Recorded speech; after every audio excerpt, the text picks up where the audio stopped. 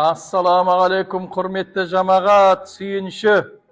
Аллаға шүкір, міне елімізге қасиетті Рамазан айында қасиетті Қағбаның мейірзап дейміз, су ағары келді.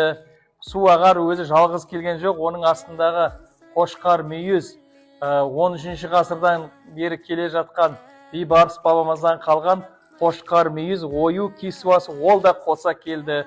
Міне Бәнешей бауырпағының сыйлығы бұл су ағар, мынау пайғамбар әулетінің сыйлығы. Міне екі бірдей әулеттің сыйлығы осы біздің шаңырағымызға келді. Аллаға шүкір, міне о кісілерге де Алла разы болсын деп айтамыз. Міне Қағбаның бір бөлігі елімізге келіп жатыр. Бұл дегеніміз біздердің дұға тілектеріміздің қасиетті Қағбадағы қабыл болған белгісі.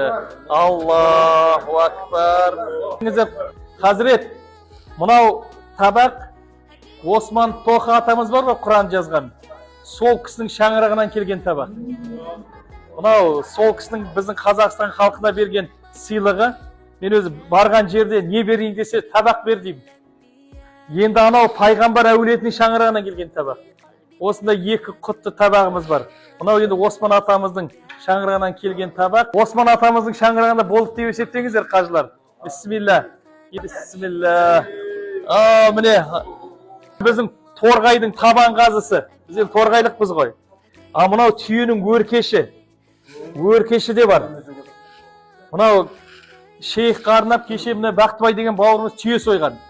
Соның өркеші де бар, табан қазысы да бар. Иә. Бұның бәрі енді ас болсын. Енді Хазірет, әмин. Алла.